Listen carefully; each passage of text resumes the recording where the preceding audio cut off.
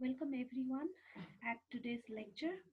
Today we will be discussing about introduction of labor and its diagnosis. Let's begin the lecture.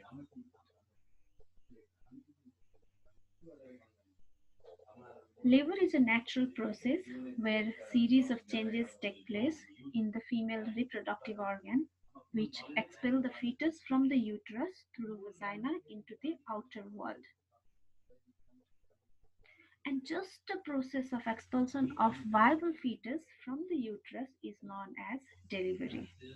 And all the other events like cervical dilatation, uterine contraction, rupture of membrane, etc., it happens during the labor period. So at the end, when the fetus is expelled out from the uterus, is called delivery. Normal labor is also known as ectosia. It is said only normal when it fulfills all of the following important criteria. And let's discuss each one of them in detail. The first one, spontaneous in onset and at term.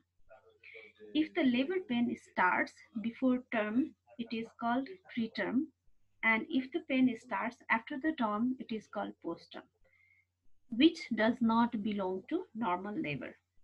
Similarly, if we use any external or any artificial intervention, artificial effort to start labor pain, that does not indicate spontaneous or natural labor pain. There should be cephalic or vortex presentation. If there is any other presentation, then it is considered as an abnormal presentation. So we can see the picture over here. If the space or if the area in between sinciput and occiput is at the presenting part, that is vortex presentation, it is considered as normal. It should be without undue prolongation. When the labor pain starts from beginning till the time of delivery, there is a definitive time period which it should not exceed that time period. If it does, it is considered as prolonged labor and that is considered as abnormal. Usually it should require 18 to 20 hours, and about the prolongation of the labor we will read or we will discuss in later classes. And the fourth one, natural termination with minimal add. The labor should begin and end naturally with minimal add, or minor medication like episiotomy can be given, or by rupturing membrane, etc. These are considered as a normal labor. And there should not be any complication of the mother or baby after the delivery of the placenta and delivery of the fetus. After delivery, if some complication it arises to the mother or if any complication arises to baby, it is considered as an abnormal. So any deviation or any point not fulfilling the above condition is known as abnormal labor, which is also known as dystocia. Now let's see the important landmark of fetal skull, which is commonly used to describe the normal labor.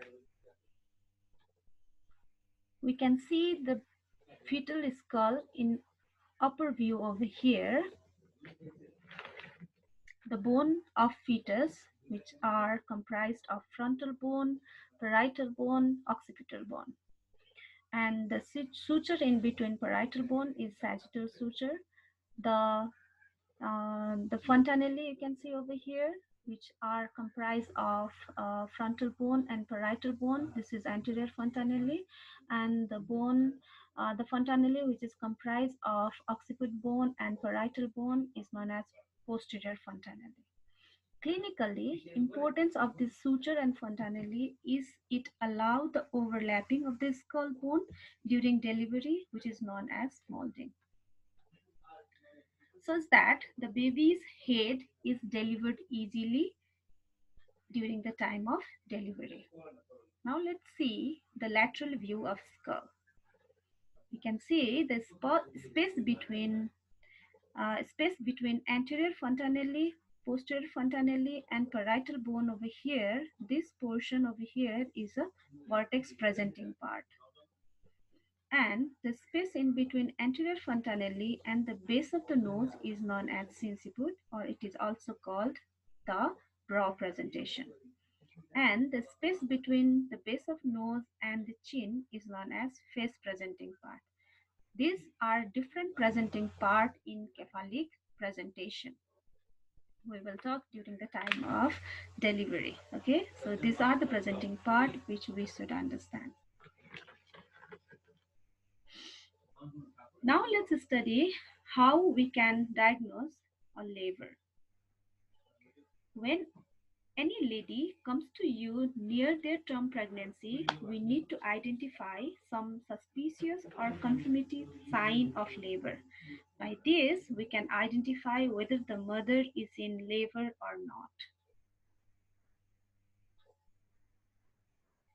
So, we can say whenever a pregnant lady present you with intermittent abdominal pain, pain with presence of blood stained mucus discharge, that is also known as SAW, and it might be watery vaginal discharge or a sudden rush of water. These all the symptoms are the presence during the time of labor. So it indicates the pregnant lady is in labor pain. We need to understand the differences between true labor pain and false labor pain also. True labor pain is associated with painful uterine contraction with regular interval. The pain is due to uterine contraction. The pain will radiate to back and to the thigh from abdomen, whereas the contraction in true labor pain increases its intensity and its duration. At the beginning, it's a mild intensity, and slowly it will increase to the severity form. There will be the presence of bloody mucus discharge. Also, there will be progressive effacement and dilatation of the cervix, and there will be the formation of bag of water. You can see in this picture over here in figure 1, the cervix is closed with mucus plug over here. We can see it over here. And when the cervix starts to dilate, the cervical mucus plug will fall down through the vagina, which is known as SAW. And there will be progressive effacement, where effacement means the cervix become thin. We can see it over here in picture B, and short and taken up by fundus.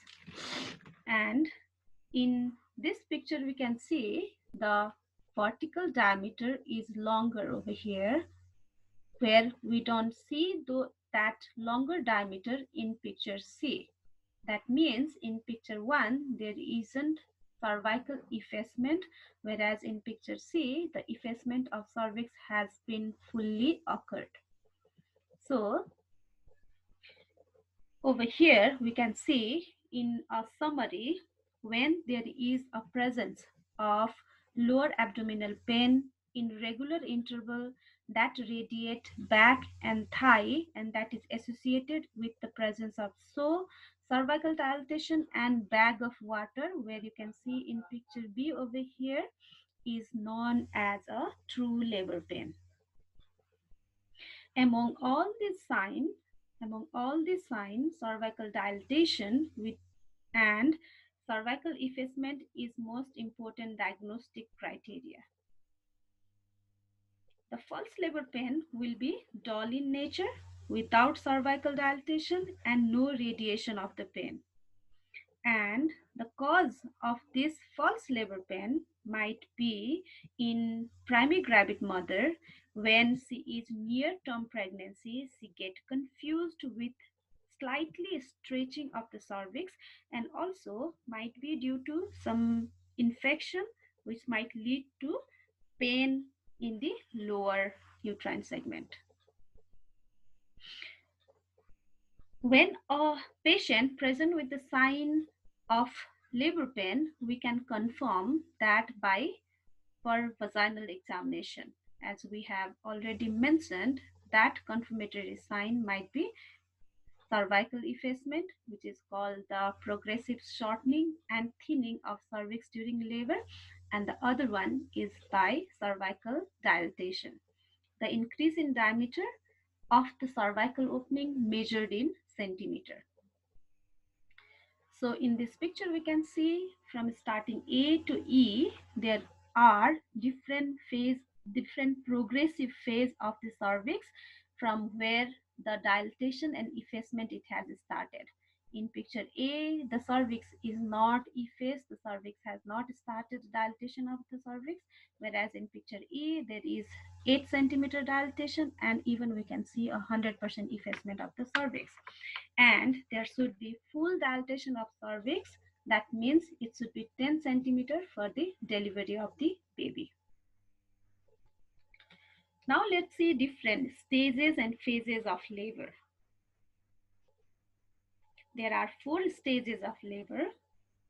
The first stage, which is considered or which is called as from the onset of true labor pain up to full cervical dilatation. That means 10 centimeter dilatation of the cervix. Its duration is usually 12 hours in primigravida mother and 6 hours in multigravid mother. This is because the cervix gets dilated more faster in multigravid mother than in primigravid mother. The first stage of labor is further divided into 2 phases. They are latent phase and active phase. You can see in this picture over here, the cervix, it has started effaced, like it has started dilated, where you can see the cervix has fully effaced. In the last picture over here, you can see the cervix has fully dilated and 100% effaced. So this is a complete figure, complete stages of first stage of labor from true onset of labor till 10 centimeter dilatation of the cervix. The second starts from full dilatation of the cervix till the expulsion of the fetus. It is more in the duration of time is more in primigravid mother. That means there will be almost an average 2-hour time for primigravid mother and 30 minutes for multigravid mother.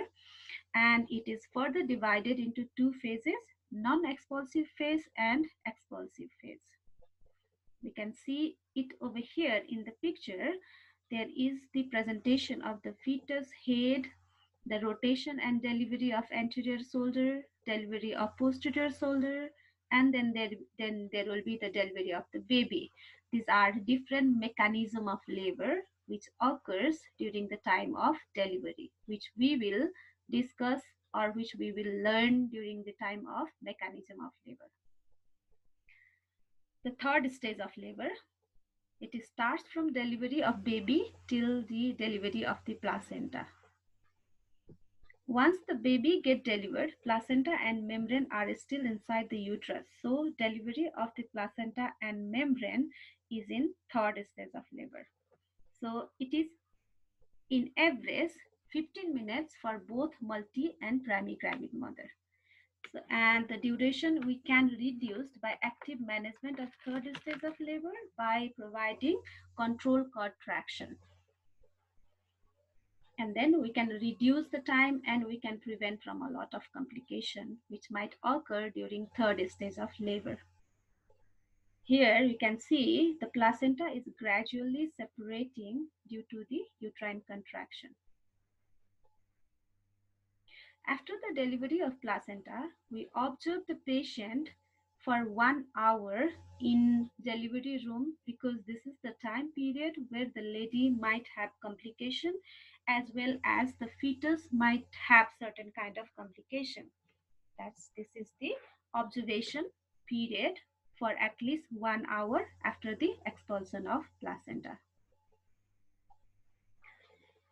Now let's talk about different phases of labor in different stages. In first stage, which we already discussed, it starts from true labor pain till 10 centimeter dilatation of the cervix. It has two phases, latent phase and active phase.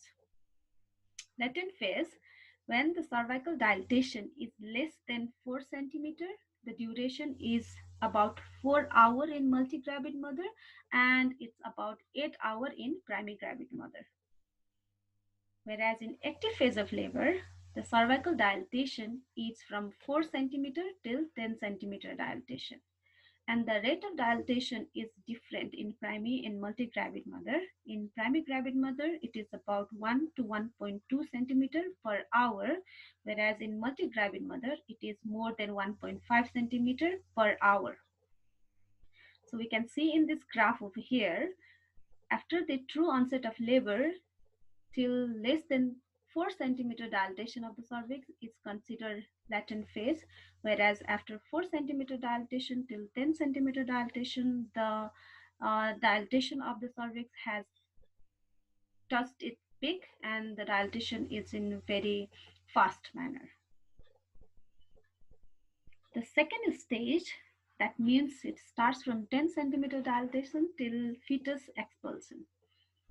It does have two different phases, non-expulsive phase and expulsive phase. In non-expulsive phase, after 10 centimeter dilatation of the cervix, the baby gradually comes down, but the mother has no urge to push.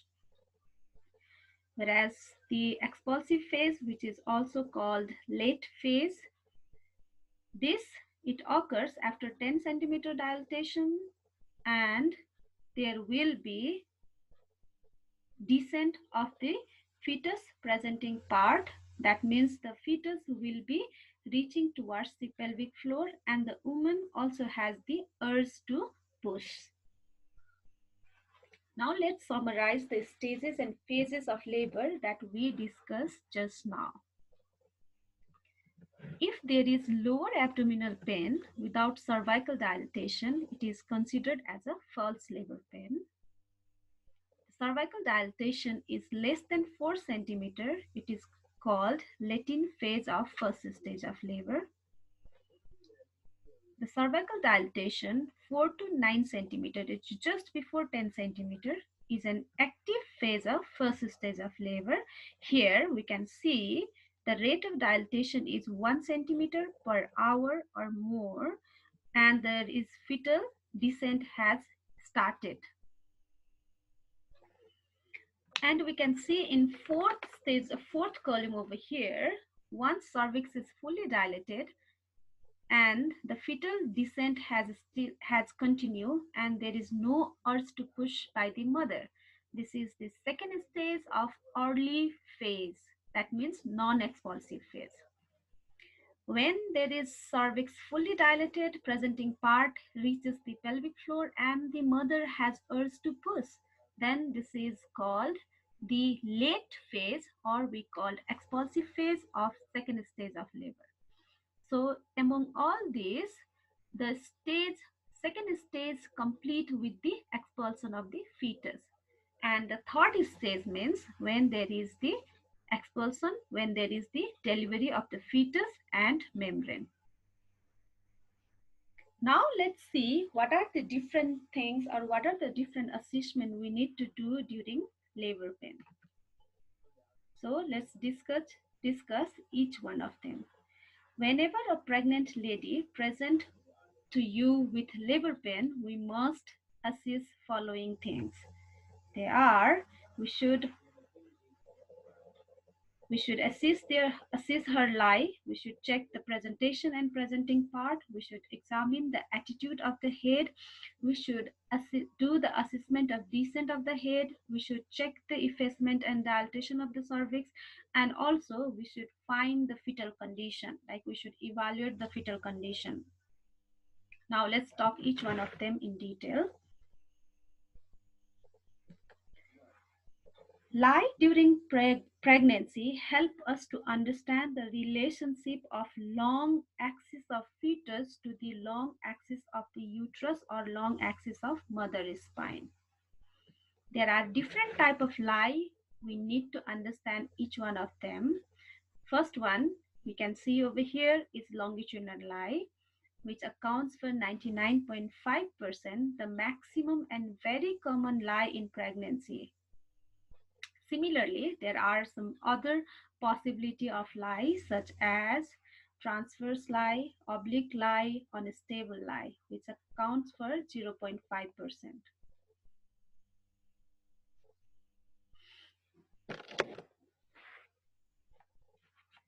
Let's see here.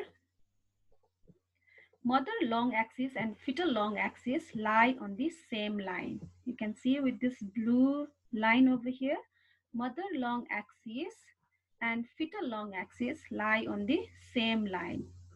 And in the second picture also, mother long axis and fetal long axis lie on the same line. Whereas in first picture, the part near the cervix is vertex. Whereas in second picture, the part near the cervix is buttocks.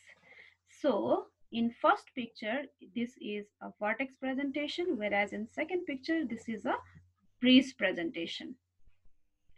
So the first picture, it is considered a longitudinal lie with vertex presentation, whereas in second picture, we called it's a longitudinal lie with breast presentation.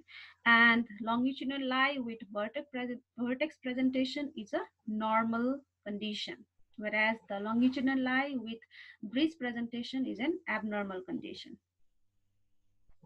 You can see in third picture over here, the long axis of the mother and the long axis of the fetus does not lie at the same line. The fetal long axis is just oblique to the mother long axis. So it is called oblique lie. In fourth picture over here, you can see the fetal lie is just transverse to the mother long axis. That's the reason we call it a transverse lie. Now let's talk about presentation. The fetus part that occupies the lower pole of the uterus, or we can say the pelvic brim, is known as presentation. Some of the example of presentation are when the head of the baby occupies the lower pole of the uterus is cephalic presentation. When the buttocks of the baby occupies the lower pole is known as podalic or breast presentation. Similarly, there might be shoulder presentation or there might be compound presentation. So you can see in this picture over here, there is a cephalic presentation which occupies the head at the lower pole, and in this second picture you can see the buttocks at the lower pole. That means this is a breech or podalic presentation.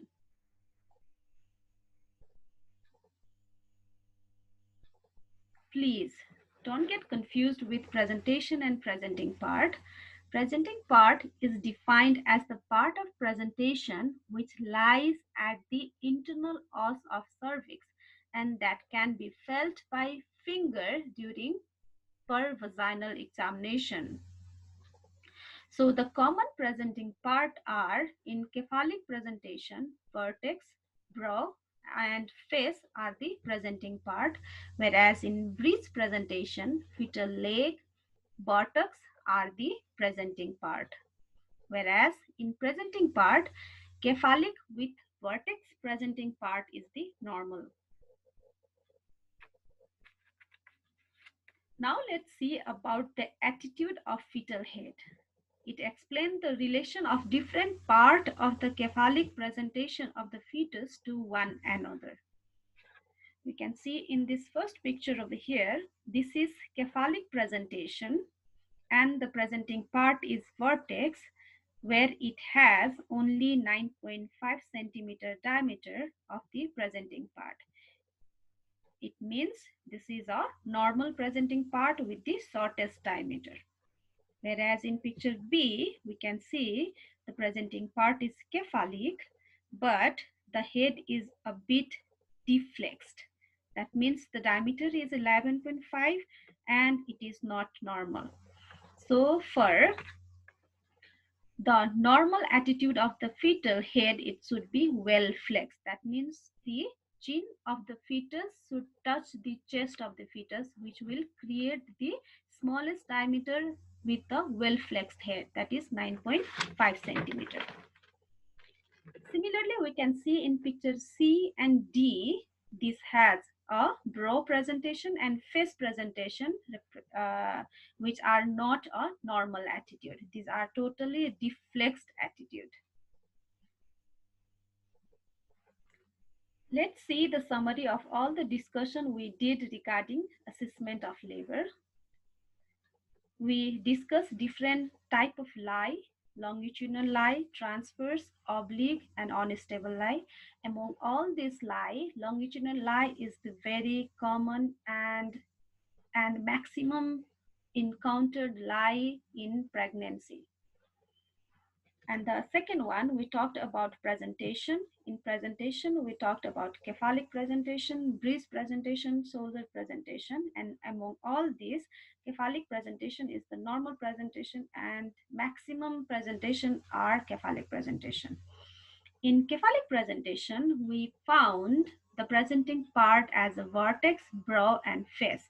And among all these three presenting part in cephalic, vertex presentation is a commonly found presenting part as a normal pregnancy. We can see the type of breast presentation in this picture where it says it's extended frank breast. This is flexed breast. This is footling breast. Whether it is extended, it is flexed or footling breast, whatever it is, it's a breast presentation. So this is not considered as a normal presentation. As we discussed during the attitude of the fetal head, it should be well flexed. So you can see the head of the fetus is well flexed, right? But the presenting part is breast. That's the reason, like, we cannot consider this well flexed breast presenting is a normal one. Now let's talk about Leupold maneuver. Leupold maneuver are a common and systematic way to determine the position of fetus inside the woman's uterus. Leupold maneuver has 4 specific steps in palpating the uterus through the abdomen in order to determine the lie presentation of the fetus. They are as follows. There are 4 steps as we have discussed. First step, that's fundal grip. Second step, it's umbilical, or it is also called lateral grip. And the third step, it's phallic grip, and the fourth one is pelvic grip. The first step, the top of the uterus or the fundal is felt, or it's palpated to establish which end of the fetus is in the upper part of the uterus. That's fundal grip. Second, that's called umbilical grip or lateral grip. A firm pressure is applied with one hand on each side of the abdomen. Palpation of the fetus between two hands is done over here, where we will assess with one side is a spine, that is soft part, which is also called, or we can consider that's the back of the fetus, where the other side is irregular part is considered as an extremities. Phallic grip is to help determine whether the fetal head has descended into maternal pelvic or whether the engagement has occurred or not. Palpate just above symphysis pubic, palpate fetal presenting part between two hands, and we can do it by one hand also, and we can do the assessment of fetal descent. And the last one, which is pelvic grip, we should apply a downward pressure on uterine fundus, holding the presenting part, and we can assess for the cephalic or bridge presentation in pelvic rib.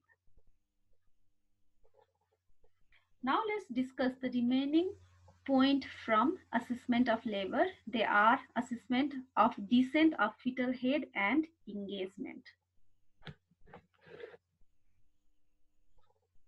Descent of fetal head can be done by both abdominal palpation and per vaginal examination. When the widest diameter of fetal head descend into pelvic, or we can say when only 2/5 of the fetal head is palpable, the widest diameter has descended into pelvic, and therefore the head is said to be engaged. So we can see in this picture over here the green line which indicates the pelvic inlet, and the black arrow line over here that indicates the widest diameter of the fetal head. This it has to pass the pelvic inlet for the occurrence of engagement. So in figure 1 there is not yet engagement of the head, whereas in figure 2 we can see the widest diameter of the fetal has already crossed the pelvic inlet. That means there is the occurrence of engagement of the head in figure B.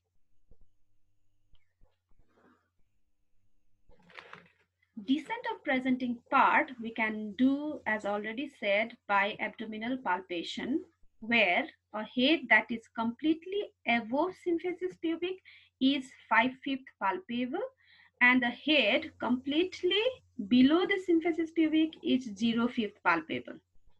So we can see in this picture over here, in picture 1, the head is mobile above the symphysis pubic. You can see a majority of the head which is completely above the symphysis pubic. It is considered, or it is said, 5/5. So how can we examine this? How can we do find out this finding?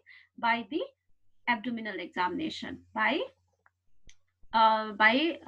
putting 5 fingers just above the symphysis pubic. You can see whole 5 fingers are above the symphysis pubic, whereas in picture C and D we can say very little portion of the fetal skull is above the symphysis pubic. This is almost 2/5 is only above the symphysis pubic, which is been evaluated or examined with the help of the abdominal palpation. So this is 2/5. So it is generally accepted that the head is engaged when the portion above the brim is represented by 2 finger wide or less. So this is called the engagement. And descent of head also can be done by per vaginal examination. We need to relate the level of fetal presenting part to the ischial spine of the maternal pelvic, and it is said to be zero station when the presenting part is at the level of ischial spine. If the station is above the ischial spine, it is called negative. When it is below the ischial spine, it is called positive. So we can see in this picture over here the prominent part of the pelvic here, which is been felt by one finger, and the other finger is feeling the presenting part of the fetus. So if the presenting part of the fetus is at the line of ischial spine, this is considered as a zero station. When this is above the ischial spine, when the presenting part is above the ischial spine, it is negative. When it is below the ischial spine, it is considered as a positive station. So at last, let's sum up with effacement and dilatation. The cervix in this picture is not effaced, neither the cervix is dilated. It's completely closed. In picture B, we can see the cervix is fully effaced and the dilatation of cervix has also been started. In picture C, the cervix is dilated to 5 centimeter, whereas in picture D, we can see there is a 10 centimeter dilatation of the cervix. Here we can see the cervix, the different size of cervical opening over here. And a 10 centimeter dilatation is required for full dilatation of the cervix, and that can be assessed by per vaginal examination. These are different reference from where I have collected the information. And this was the end of my lecture. And take care and have a good day, everybody.